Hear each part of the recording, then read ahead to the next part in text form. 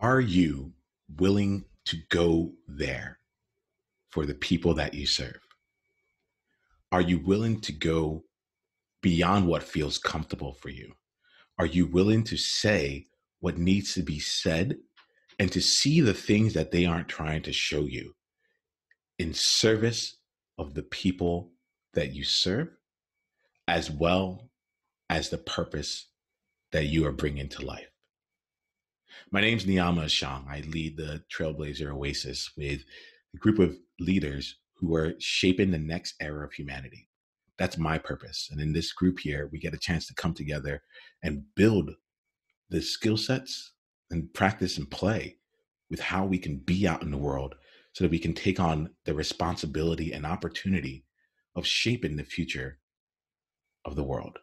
And it's odd to say that in some regards, and it makes perfect sense and just feels so right at the same time. And the other day, I was in a conversation with someone who was helping me really feel more comfortable in the full vision that I have and the purpose that I lead. And one of the questions that she asked me was, am I willing? Actually, this is what she said. We were talking and she was finding out more about me. And she's a wonderful creative director. She's able to listen to the words that someone says and be able to pull out what their message is and how to convey it to people in a way that they can actually understand. And my ears are burning as I'm thinking about this. She said, you know, Niiamah, I've gotten a chance to experience you through various means, and I haven't read a single thing on your website. I haven't done any research around you, but I've experienced you and I've experienced coaching with you and so on and so forth. And what I get about you is that you have two sides. There's like two sides of what you do. One of them is this deep love for the person that's there, and you create an environment where that love can really have its room and you can be a stand for it. And then there's another side of it that's just about being like, sometimes people are coming to get their ass whooped and get into shape, And she's like, and on that end, this is where my ears are burning. She's like, on the ass whooping side, like, I feel like you love, and that part we get, and we could really use some more on the ass whooping side. That hit me. She's like, are you willing to go there? And I'll be honest with you, this came up and it hit me from a standpoint of not just, oh, I'm a recovering people pleaser or I want people to like me, but it felt unsafe because in my mind, when I thought about ass whooping, it thought about coming in and being like, hey, we're going to push you down this way. And like, if you're not going to do this, I can't even really energetically get there, but I think you can get the vibe of what it was like. And I'm like, that is not something I can do. Because again, there's a story that I have around being a Black male and being too aggressive or being seen as too dangerous. And she pointed out something. She's like, to tell you the truth, you have a very different flavor of this ass whooping. And I need to just call it out. You see in people exactly who they are in this moment. And one of your superpowers is seeing like who they really are, who they can be simultaneously. And you call them out when they're out of alignment. And that call out might be a gentle question to them, but it's intimidating and it's confronted, not because of who you are and the danger that they feel because of you being able to ask that question, but because of what they have to go through as their ego competes against their higher self. And it was really interesting to me because from that perspective there, I know that I'm willing to go there. I'm willing to be a stand for anyone to really align with why they are here on this earth. That's what I'm about. And so I look at that there. I think of it as, am I willing to be high flame as it's necessary? Am I willing to really be in service of people? And I ask, and the question came, are you willing to go there? I'd love to leave you with that question. Where's the place? Where's the there for you that feels uncomfortable? That if you don't go there, may not give people, but actually won't give people the true service that you're looking to provide and help you step into your purpose at the level that you're really meant to play at. And spend some time in that area of exploring what makes it uncomfortable to go there for you, and what might be your flavor of providing the same level of service in a way that is just completely and utterly aligned with how you show up. Today, we get to spend some time with someone who has brought out a lot of me. Actually, to tell you the truth, I've been able to be in an environment where he's experienced me bringing on more of the higher flame. And he's also someone who's been able to help me, moderate throughout that, moderate myself while I'm in that flame, so that it's actually quite interesting. It's almost as if like the high flame mixed with a little bit of low flame and then back up again creates its own dynamic. So Matt, I'm really, really thrilled to be with someone who calls that out of me, and also can be with me in that environment and call out even more. I'm really excited to play with you today. I'm grateful that we get a chance to really be here in service. I'd love to just unmute you and bring you into this conversation. It's great to see you, Matt. Oh, Niiamah, after that story, I'm energized. I mean, I have goosebumps all over my body. I feel like you warmed me up for the big game. Like, that was incredible, and that really touched my heart. And I felt you when you said things like, I really am here to kind of reach deep into people, understand why they're on this earth, so that we can really shape this world. Like, I have goosebumps all over my body. So wherever we go today, and just to be here with you, I'm sincerely grateful and excited. So let's play a little bit. I'm in. Matt, I'm really looking forward to serving you today. Before we do there, and actually this is actually part of the service, I'd love to get a chance to see more of your picture, more of your story. We've known each other for a while now, but I'd like to get a little bit more of a clearer view of your journey thus far. All right. What I like to say is, like, we'd like to get a picture of your outer journey. When someone looks at you from the outside, or looks at thinks oh yeah, Matt, like he's done all these different things. What is your highlight reel, your accomplishment list, your proudest moments? Would you mind sharing us a little bit of how you come off to people, or how others might perceive you on the outside? And then we'll spend the rest of the conversation diving in deep to what's happening on the inside.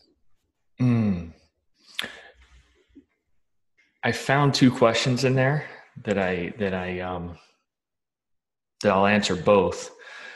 The highlight reel mostly isn't what they see on the outside. So I'll give you both in a shortened version.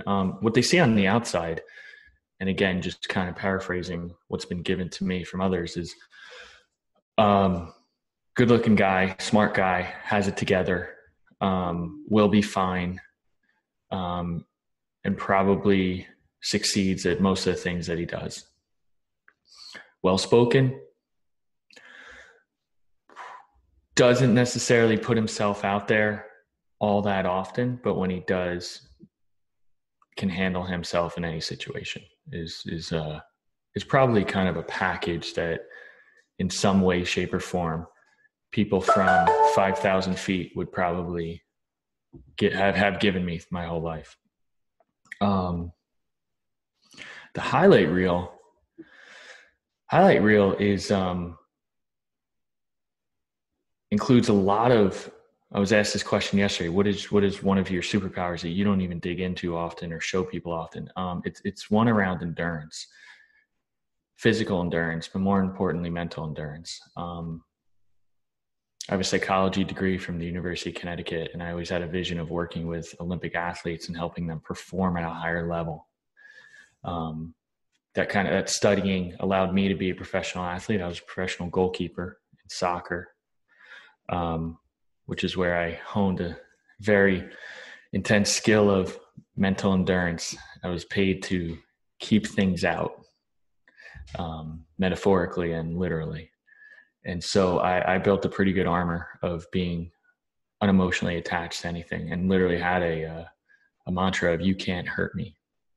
Whether that was when my parents split up, when my stepfather, the man that raised me, died, whether love's lost, dreams lost, whatever, I can't be hurt. Athletically, I've always been gifted. It's led me to do some of my proudest moments. I've done 2 Ironmen, which for anybody who doesn't know is a 2.4 mile swim, 112 mile bike, followed by a marathon. So you basically are actively engaged from sunrise to sunset. And I'm not necessarily proud about finishing those races, but I'm proud about the commitment they took. They each took about 9 or 10 months of a commitment. And, what I like to say is you can make babies in less time than it took me to train for those things. So I took that skill set and I succeeded in the corporate world over about 18 years. I was the vice president of licensing at Major League Soccer, where I helped run their consumer products department and really grow that to a business that now is thriving. But I reached a place in my life when I had children, when I had family, where I wanted to go back to my center and really what lit me up. Because as an athlete, I believe musicians, I believe everybody's like this, but as in athletics and musicians, I think it comes out more naturally. I'm driven by passion. I'm driven by things that light me up and excite me, similar to your story at the beginning of this. It's what drives me, passion. And I finally had the courage to say, what do I want? What drives me? And I came to the realization, I remembered. It wasn't an awakening. I remembered that people becoming alive around me is what makes me, is what I'm passionate about. It's what makes me come alive. So I left corporate a couple of years ago and I started a company called Today I Begin, which was inspired to inspire people to reach down deep. What do they really want? Who do they really want to be? And let's begin that. Let's begin that journey, regardless where you are in your life. And that's what I spend my days doing. That's what I wake up thinking about every day. I said this to somebody yesterday. I fight for people. I said, what do you think I bring into the room? And what do you think leaves when I leave? And she was so gracious. And she said, you have an incredible way of making people feel safe, but then letting them know that whatever they want is okay and they deserve it just for the reason that they want it and no other. And then you help them get it. And that was incredibly touching. So wherever that lands you, I would say my journey has been one where I built an incredible muscle to be untouchable.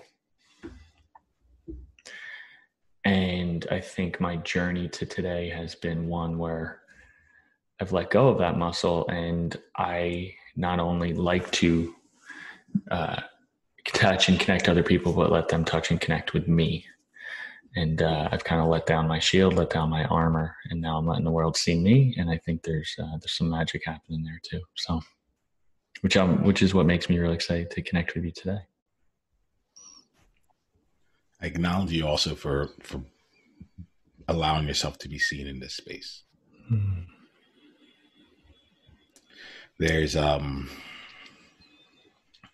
bit in here where I find myself curious as we go on here. What I want to do, I think, Matt, is I appreciate you bringing us up to this point in your journey here. I love to use our time here to really serve you, because with all that has taken place here, I know that there's even more that's coming up for you. Are you in a place right now where you're ready to go a little bit deeper with me? I'd love to. Okay, awesome. I am finding myself wanting to create an agreement with you here because there's something you said that made me realize how I might show up for you. And I think that for both of us, it would behoove us to explore this agreement. Right? And the agreement here is that we don't keep each other safe in this conversation. Are you open to not having to keep me safe and me not having to keep you safe in this conversation? Absolutely. Okay. All right. Awesome. And I say that because like when you said that in particular, I'm like, I know that game. And it's going to be something where we can both try and dance around various things in order to keep each other safe. And I have a feeling that'll be really beneficial for both of us to explore what comes beyond creating safety and creating. And I just want to make sure we can play in that spot. I'm all in. Right. And your story around ass whooping, I was so excited because I was like, great, whoop that ass. Let's see where it goes. I'm all in. I can handle it. So, all right. Man. All right, my friend. Let's just start this off here. What would really serve you for today?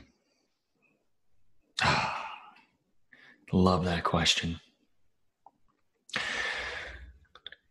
You know, Niiamah, it's not even what I thought I would bring to the table, but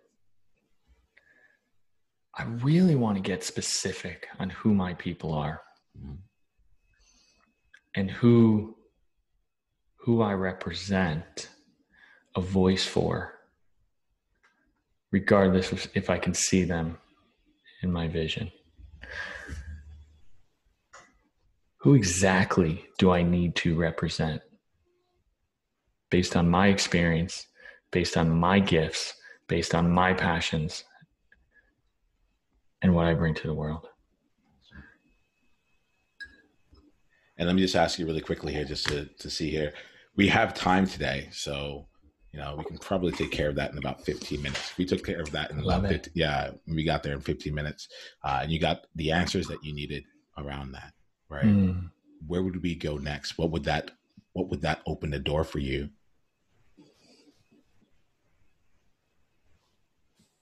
Reaching way down deep, I don't even know where it's coming from, is what is that gift that I don't show the world,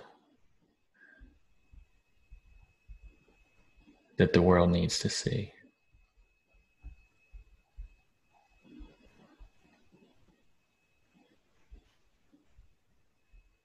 That would help change the world. Awesome. And let me ask you, like, why does that feel like it's in a place that's deeper for you on this moment? Because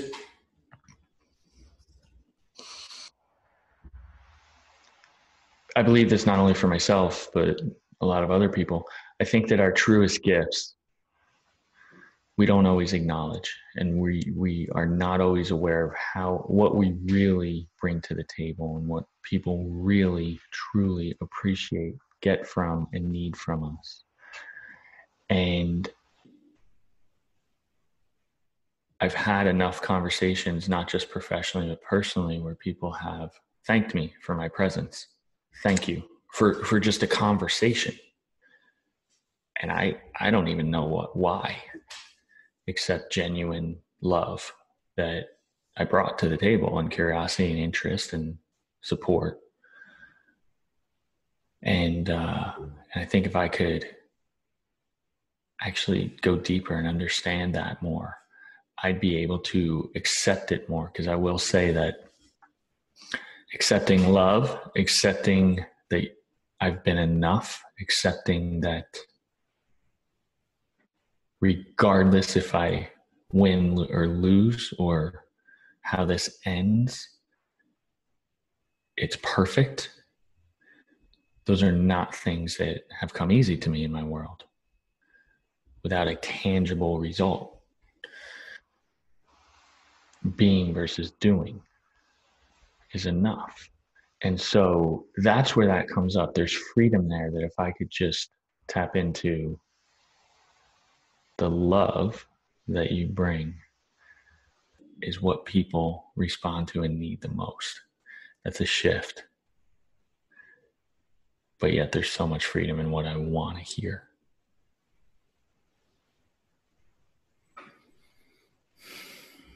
Okay, Matt. You mentioned earlier, regardless of if you win or lose, what's at stake for you right now? What's like?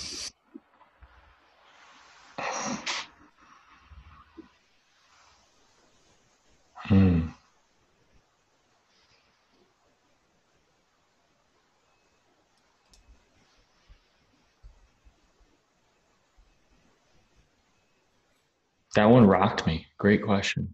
Because there's the literal answer of, the tangible things, my family's well-being and all. But truly, my soul. I'm someone that truly believes that I want to be led by my soul and my heart, and I can help people. But first, I need to help myself, and I need to be all of me. And the fear of regret is probably one of the biggest drivers in my life. It's always been. It's what drove me to accomplish things that even I didn't think were accomplishable. It was a mantra of mine. No regrets is what I would say.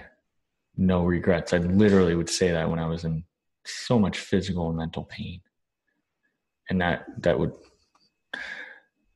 was kind of a cue to bury things and get on with it.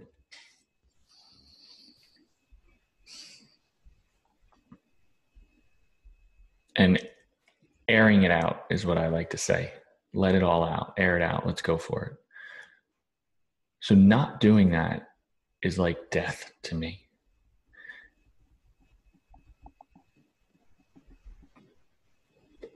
And I think it'll kill my soul. And I'll feel like I'll have wasted a life if I don't actually show people all of me and air it out soulfully, not just physically or on the outward, but rather now I'm looking to air it out on the inward. Show the messy. So let's do this here, Matt. I want to invite us here to just take like 2 deep breaths. And each time we take a breath, we're going to lower our consciousness from the mind down into the heart. And the second breath is going to take another thing of lowering our consciousness from the heart into our soul. And let's play and have our conversation come from that soul to soul place. And I have no clue what will come of it. You might find some other ways if you want to get there. But if we're going to have this conversation and this is about if what's at stake is your soul, then that's where we need to be playing. All right. So let's take in that first deep breath here. Feel yourself connecting with your heart. Feel yourself allowing your heart to be expressed and to be a part of this conversation as well. You were paid to keep things out, and now you're getting paid to let things in.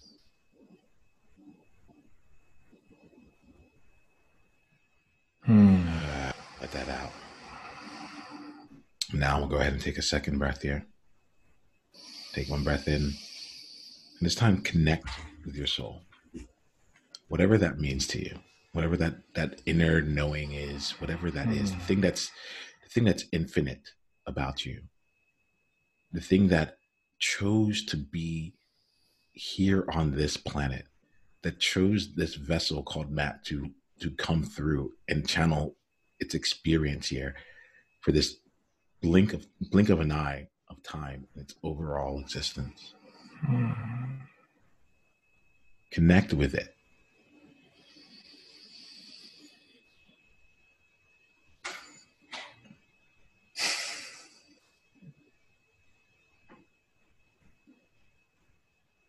Feels good, my brother. All right.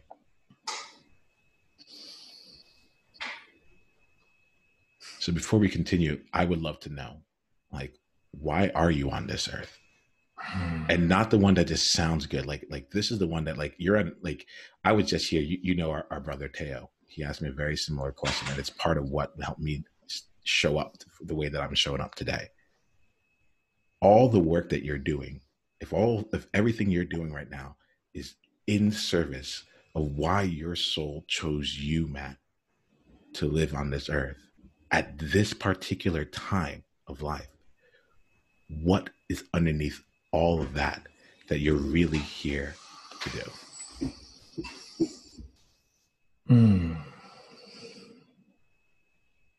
What comes up for me, Niiamah, is,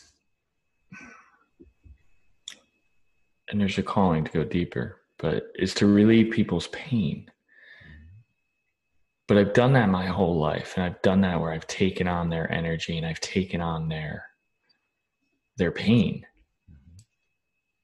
And I've invited to, let me handle that in various literal ways. I got you. I'll handle that. Let me carry that. Let me carry you.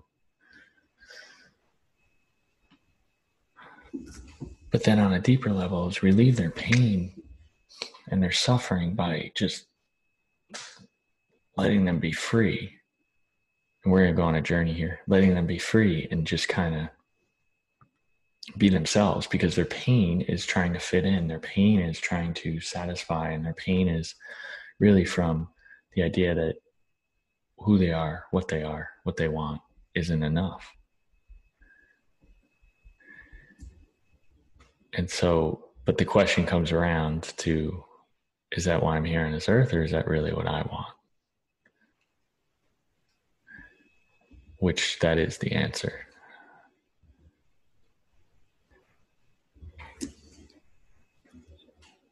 And why I'm on this earth, I think, is to represent that and actually show people more of that. That is okay. And what you're unpacking for me, or I'm unpacking, is that the endurance training that I told you I was so great at has really just prepared me for that. To kind of be naked, to live naked, to show people all that. That you don't have to live in pain.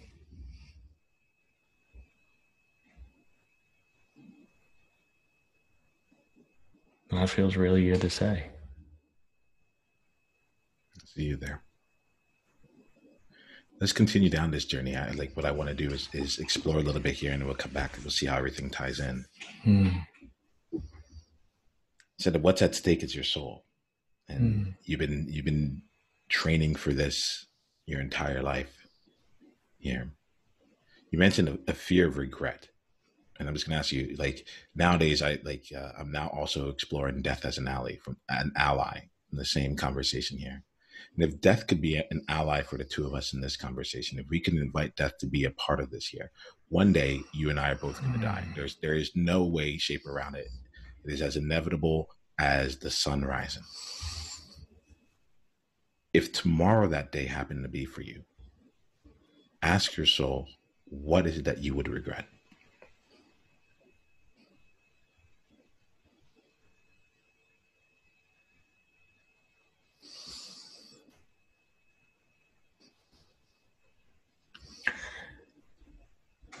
There's two things that come up for me, Niiamah. What I regret would be not showing the world all of myself sooner. And what that shows up as is just love, not showing who I love, what I love, the love that I am to more people sooner. Not for any outcome, not so that they would love me, or not just more just because that's what's in me. Somebody said at a recent engagement that they're like, I see you as one huge beating heart walking around. And that touched me. And I think there's a lot of truth there. But just not showing that beating heart, which I haven't traditionally done for a lot of my life. That's what I would regret. But you brought up a memory for me. We were at an event and we played a game called the Samurai Game, and that was an event that changed my life. The first thing we did in that, what samurais used to do, is they wrote a letter to their loved ones, because samurais believed they were already dead.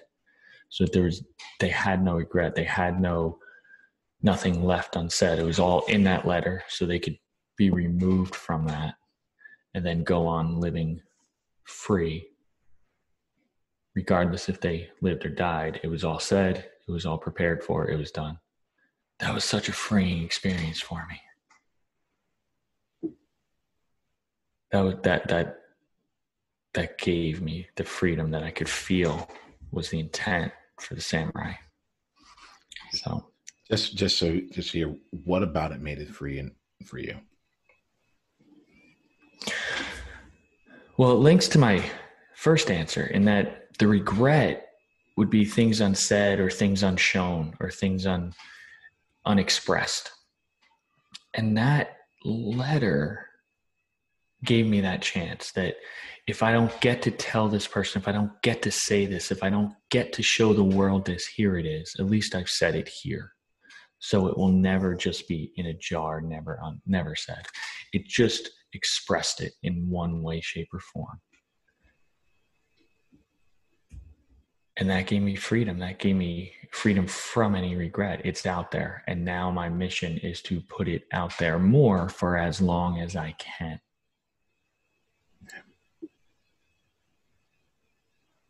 Yeah. What's behind the smile right now? Insight, enlightenment. I'm tearing up. I'm tearing up a little bit. A path.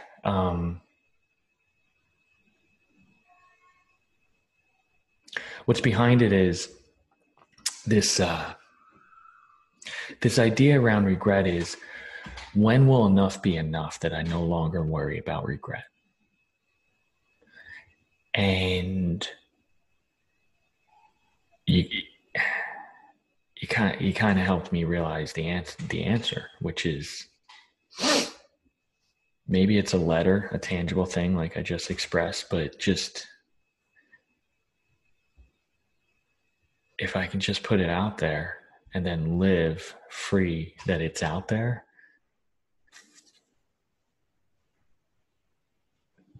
then that's enough. And I think that'll change my whole life. That is so much lighter and freer. And coming from that place of, I've already done everything I need to do. I've already said everything I need to say. So there is no pressure. There is no chance of regret. Now let's play. God, that lights me up. And I have this feeling of incredible freedom, incredible power, incredible influence, and just incredible fulfillment and satisfaction and love for myself, and love for you for bringing this out. Like, seriously, I'm getting a huge feeling of gratefulness. Thank you. Thank you.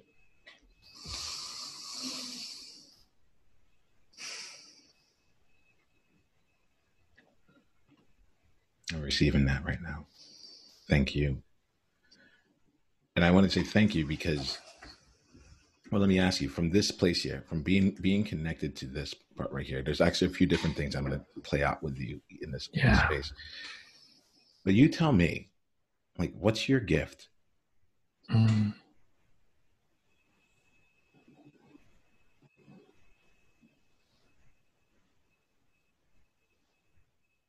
This is one that I'm going to remind you of our agreement, because I'm going to tell you what I think it is, but I'm going to need you to, because you've experienced me, I'm going to need you to keep me honest.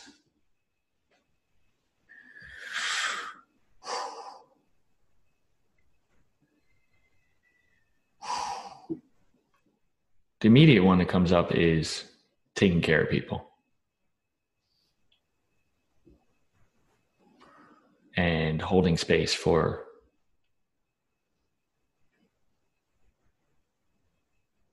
holding them is what I've done, holding them. But my real gift, I think, is it is love, man. It is love. Yeah. Yeah. That because at a certain point in this conversation, I was like, oh, this is simple. Like the gift is him. Like, and I don't mean that I mean that as honestly as I can mean. Like, it's like the gift that your people out there are looking for is you. The gift that you have to offer to the world is the love that you bring, but also just like how you are in the world. And there's something around like this airing out and being able to be in a place where there's like actually no regrets that I really feel like could be a really a compass for you. It's almost like we're talking about the samurai game. They had the Bushido, right? And it was like it was like the code of the samurai, you know.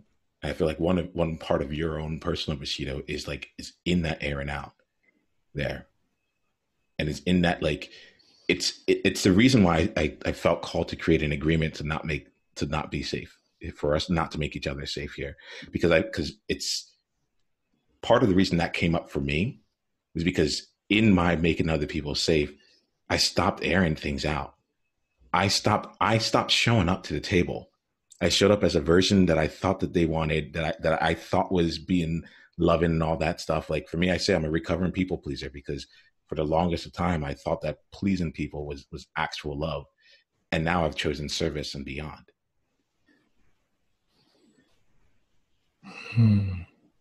And there's an element here where it almost feels like two stages. There's one part of the question that seemed like it's like, okay, how do I market this? How do I get help other people know what my gift is and everything like that? I think that I want to table that part of the conversation until you actually own your gift.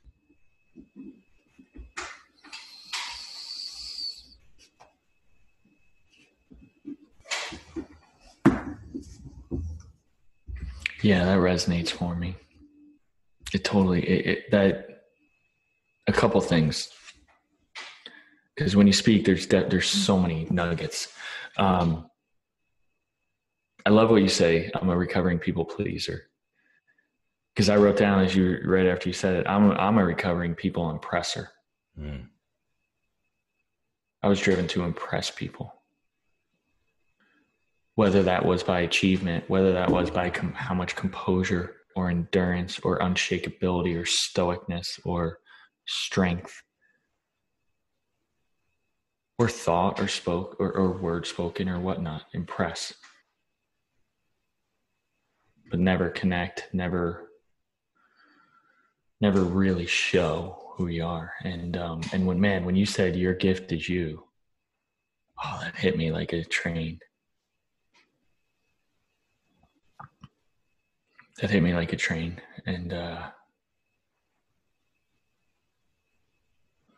that concept and that idea is kind of verbalized and really captured what I believe, what I want for other people, mainly because it's what I want for myself. And it really gave me a guide, like the Bushido and the samurai game.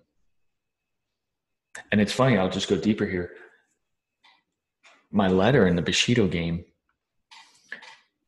and for anybody who doesn't know Bushido, it's a set of ethics or values that the samurai stood for above all else. It wasn't about them. It was about how true you could represent this code of conduct and these values.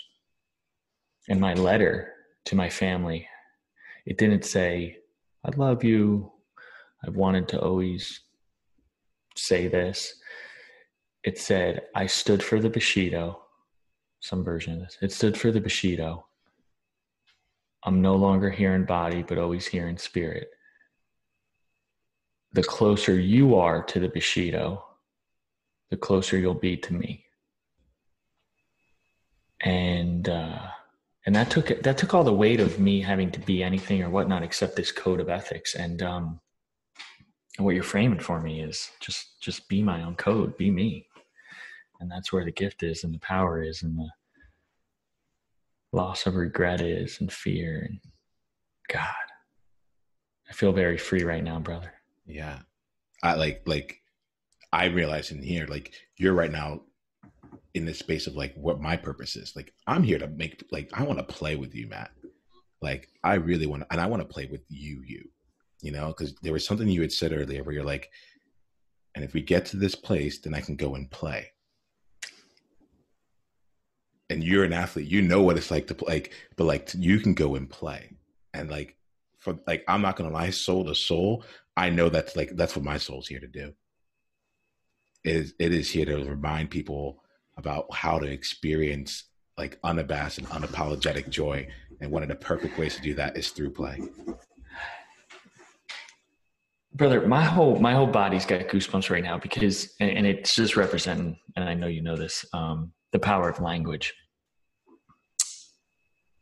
Because when you said my words back to me, when I get there, I'll play. If you said, what am I great at? I would tell you work. Mm. I've always, if people looked at me, they'll be like, oh, he'll outwork anybody.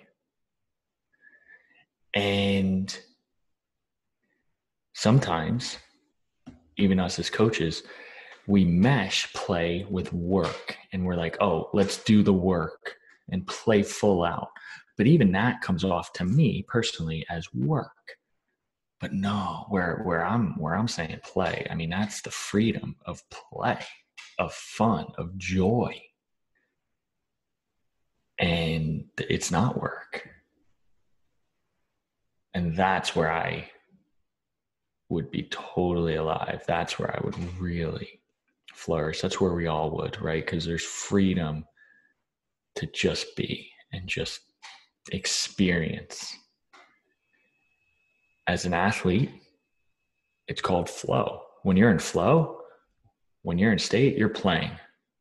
It's not work. It doesn't hurt. It does, but you don't realize that you're playing. And God, you gave me a centering thought of what if we did just play, but not from a place of work? What if we just played?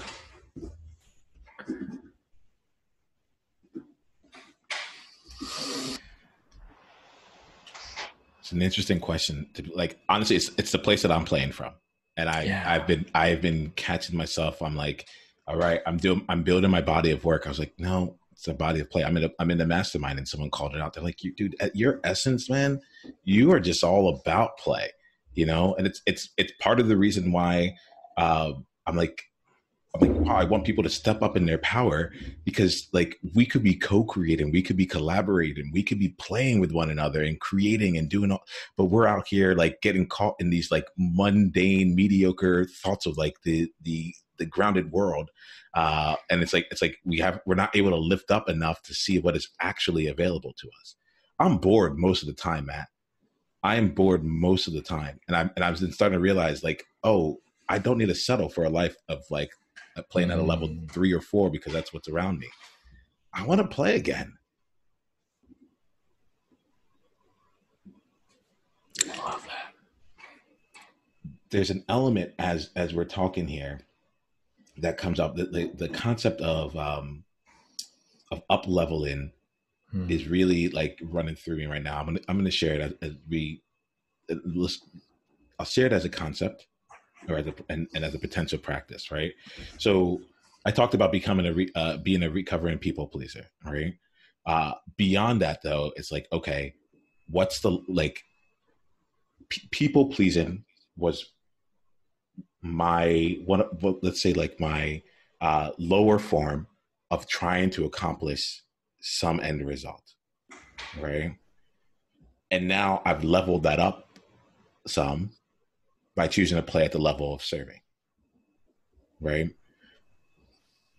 I think I think about like when I was working in consulting, they had all these different competencies, and they said like everyone that's an employee has to like fill out these, like they have to be in these 8 competencies, right? One of them was like managing ambiguity, to help make this real. So as an analyst, they're like, when you're managing ambiguity as an analyst, you have to be willing to like take the work that comes to you in a last minute format and just like be able to handle changes and like always have a positive attitude. You know, that's how you would do it as an analyst. as a senior consultant, you should be able to anticipate some of the changes that are coming, manage your project, and be able to lead all the different results as a result there. As the manager, senior manager, you are managing that change and ambiguity with the clients on and helping them navigate that ambiguity and so on and so forth, right? But it was all in the lens, all in that competency of managing ambiguity. And there's some things that you're talking about today where I feel that there's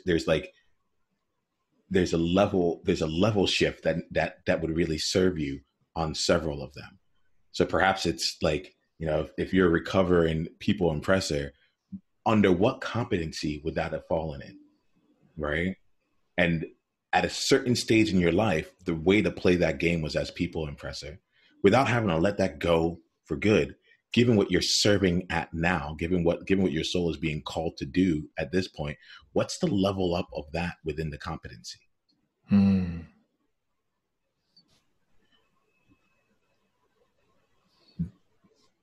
Yeah, and what was coming up, I appreciate the example. What was coming up for me was, because it's funny, even as I say it, I'm a recurring people impressor.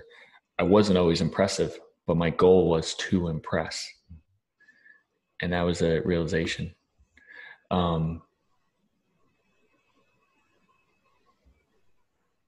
Within that competency, now it would be impressing people by how comfortable I am being me, how powerfully I bring my gift, unapologetically I bring my gift, how okay I am being messy, being real, being true, being truth.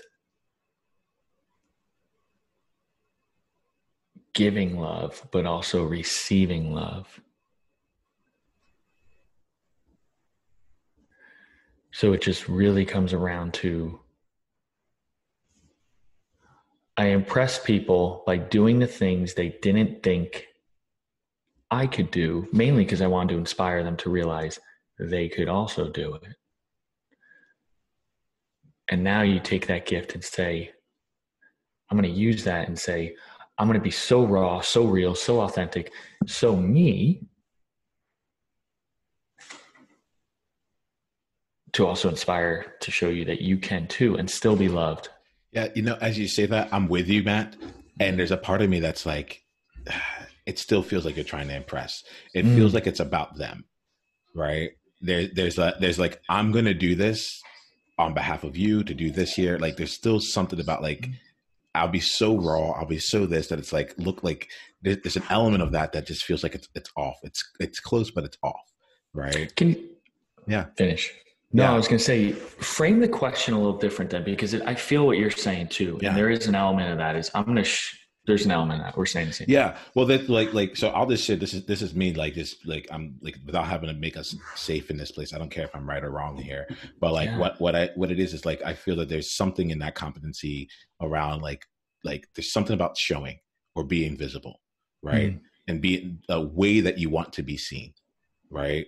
And there's I don't have the answer on it all right now, but there's something around, okay, you know how to be seen through your external environments. At a certain level, you are impressing people through the external part, and now perhaps you're doing it on the internal. At a certain level, impressing others was something that you actively did, and it was an external act, right? I get curious about what is it like? What would life be like for Matt if he was just going out of his way to impress himself, And it would like to almost like give yourself like the gift is you, right? So there isn't any extra work that you need to do. Like that's the key behind the gift is you here. Like, and the disconnect I feel comes when there's an external element of like, well, how do I give the gift of me? I'm like, nope, you missed it.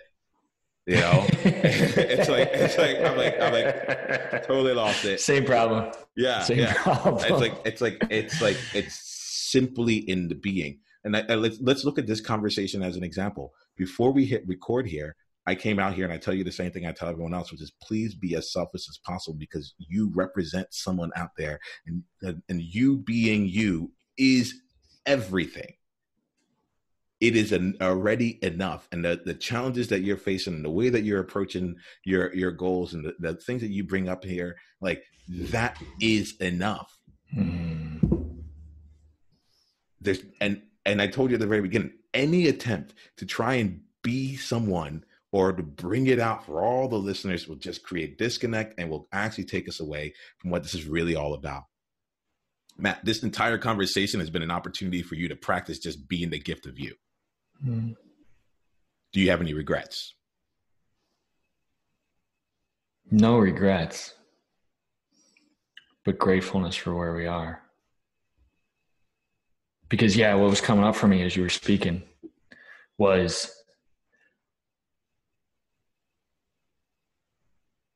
just the letting go of any external. And the idea of impressing myself, shit, that rocked me. And impressing myself would, and literally my body's filling up with energy right now, and is being okay with exactly how I am. And what I mean by that is not externally, but when I'm scared, great, accept it, love it. I'm scared. And there's no effort to show the outside world, no extra effort. Hey, let's make sure I show I'm scared. Let's make sure I tell everybody I'm scared. There's just be okay with being scared and, or hurt or loved, and just be that. And I can't even articulate it. It's such a thing, but right. And the trap is, am I showing everybody, am I showing the world that I am this emotion or I am this raw? That's the trap. Versus, I loved what you said. It's just being. It's not doing. It's just so.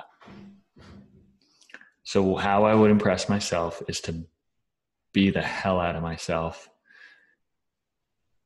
and stop there. Yeah, my friend.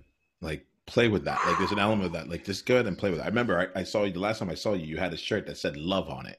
And I said to you, I said, "Here goes the deal. When you're actually an embodiment of love, you won't need to wear it outside." To wear it. Yeah. And I feel like we're in this same space of like, you don't need to project it in any way, shape, or form. Mm-hmm. You're dead on. You're dead on. I mean, I've got a couple tattoos, and I always used to joke where, when I die, people can bury me naked and they'll kind of see me. And I had another powerful person in our community say, what if you didn't have to die for people to see you? And I was like, that was pretty simple and aha, but yes. But to your point,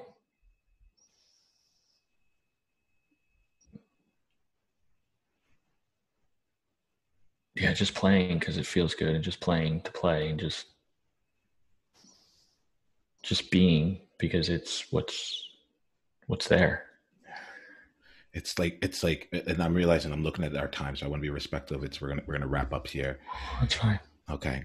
The thing for me as you're saying this here is like, it is like in the play. It's like it's in the space of like what if you just lived in the space after what you had accomplished. So instead of like, it's almost like trying to market someone into, let's use coaching because we both within that world, market people about coaching. You're like, coaching will do this, it'll do all that stuff, or you just gave them an experience of that life. It's that there's this element here of like,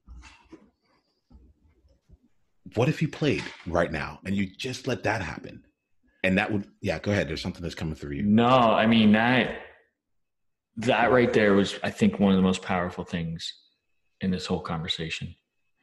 What if you just lived in a space after you accomplished everything, did everything, achieved it, you were there,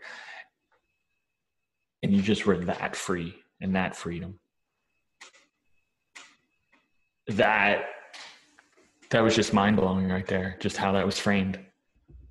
The other side of the chase or the mountain It's not even on top of the mountain. It's just the after the mountain where there's no more mountains. Yeah. Cause like, yeah. Play in that space. Cause I'm getting the sense here that like there's a part of you that's surpassed what it is that you're trying to get, and you're still looking for it ahead of you. And it's like, dude, you're in the space of play world, but you're not playing yet. And trust me, I know it, because it's like, it's the reason why we're having this conversation here. There was a lot of like, what do I need to do to be ready? And like, maybe it's like, oh no, dude, hit record, invite a few people in, hit record, and do what's fun for you.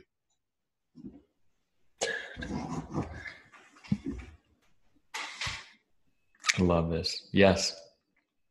And all that where my mind's going right now is the traps, and just how do I stay on this path? How do I? Cool. You know? So let's also just handle that really quickly. Right.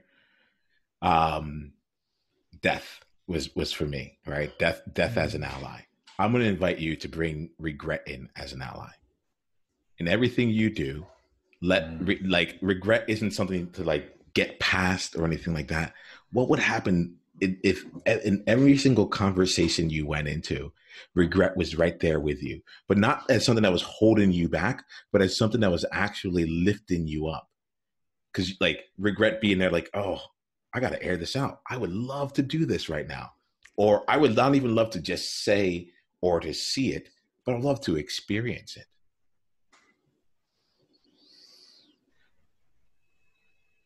There's an element that is of bringing this thing in that's a question on your mind without having to resolve it, or like just to be in partnership with it. Mm-hmm. The idea of what would it be able to, and it's interesting here, it's going to sound odd, but what would it be like to co-create with regret? And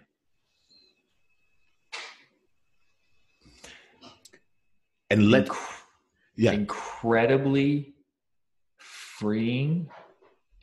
freeing. Yeah. Because again, my body's responding.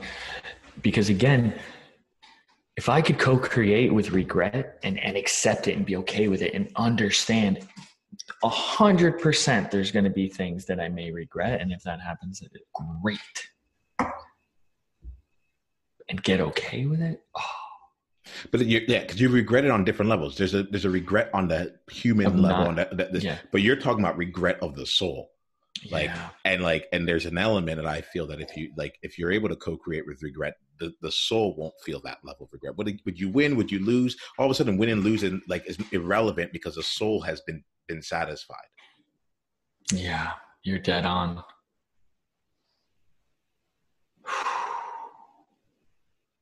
You're dead on. What's coming up for me? Yeah, the soul doesn't feel regret.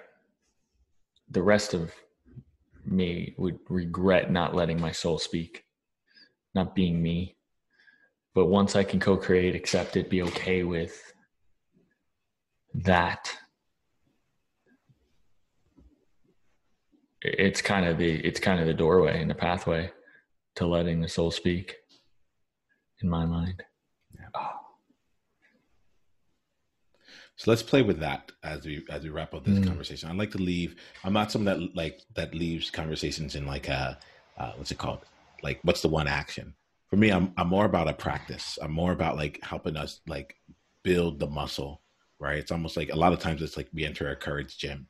So like, how would you want to play with this? Like over the next 30 days, what's one insight that you had that you feel like if you actually integrated in some way, shape, or form would serve you the most? Let's start there.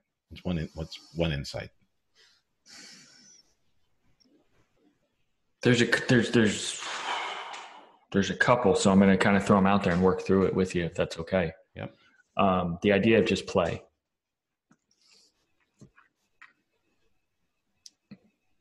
And just doing things because in that vein, because they felt good, and that was that. That was it. The idea of just impressing myself. It's the only person and thing to impress, or impressing my soul or my heart. And then the last one is what we just talked about. Just what if regret was an ally? What if you coexisted, you collaborated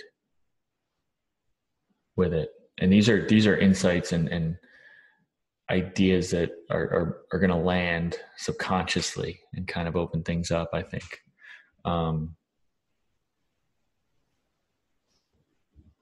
But I think as far as what could I play with, it's right here.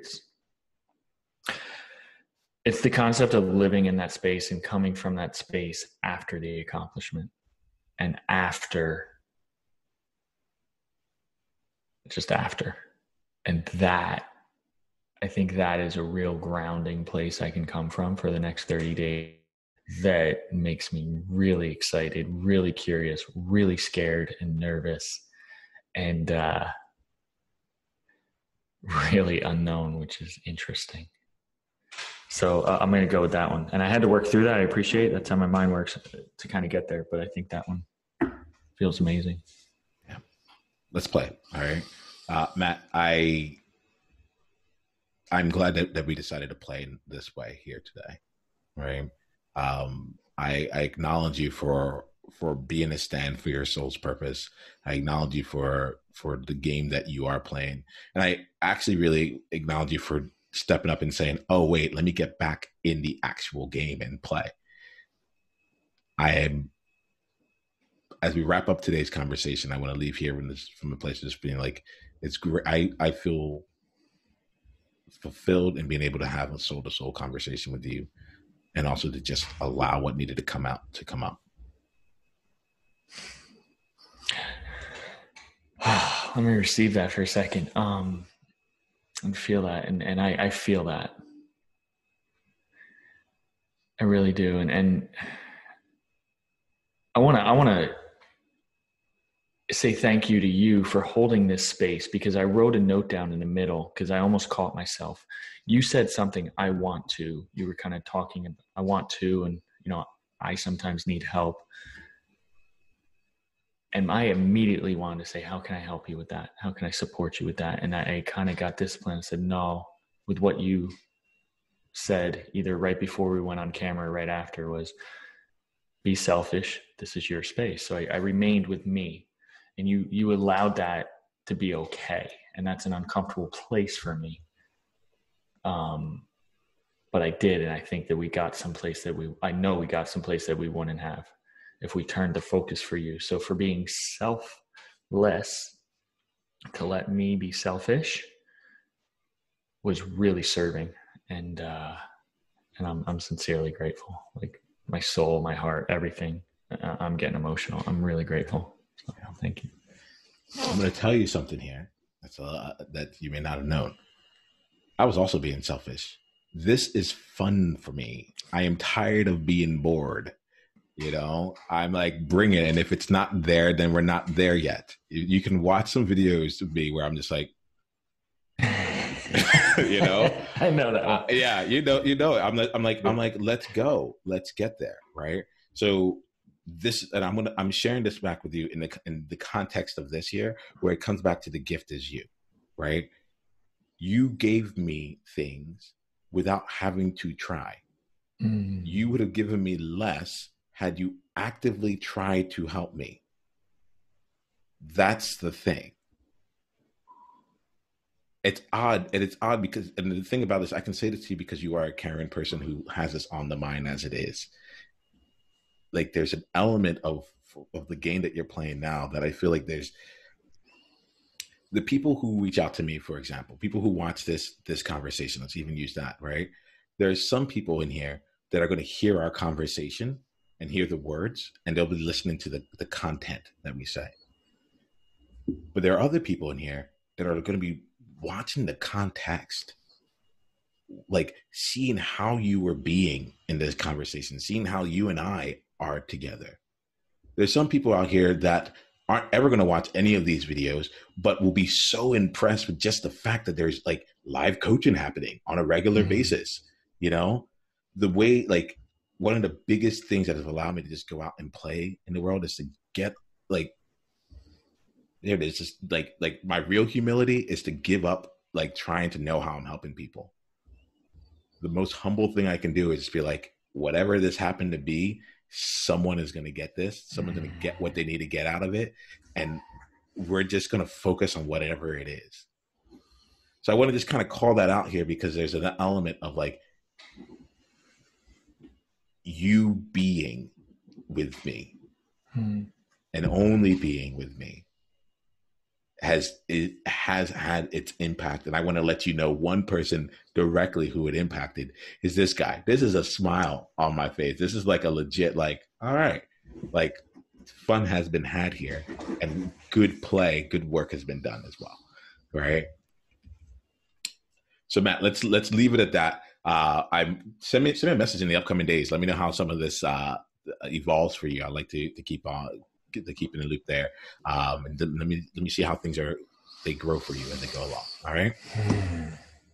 I have so much love for you, brother. I really do. Yeah. This was incredibly fun, which is not something I say often. And you lit me up, and I'm really excited. So thank you.